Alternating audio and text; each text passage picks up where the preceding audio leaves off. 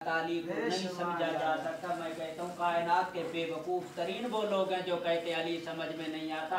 मैं ये चैलेंज करके कहता हूँ कि अली को समझने के लिए समझ की जरूरत है, बेसमझे को कभी अली समझ नहीं आता।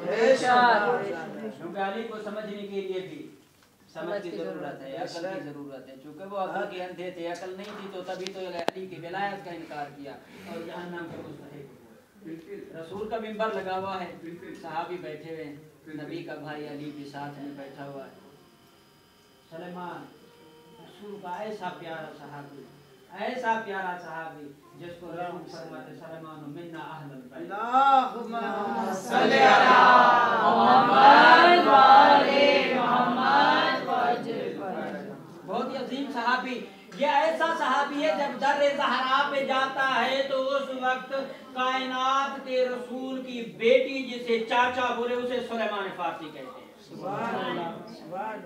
कोई आम लफ्ज नहीं है, ये वो हस्तियां हैं जब तक आमरे खुदा ना हो कोई लफ्ज इनकी जुबान से। जो सुलेमान फारसी को चाचा बुलाए वो कितनी अजमत का मालिक है। बुलाने वाली कौन है? कायनात की कौन है? शहजादी मालिक दो जहां जन्नत की वारिस बीवी, वो कह रही है चाचा। अब रसूल का मिंबर लगा हुआ है, अली मौला के साथ बैठे हुए हैं, रसूल के साथ बैठे हुए हैं, सहाबी बैठे हुए हैं, जिक्र चल रहा है।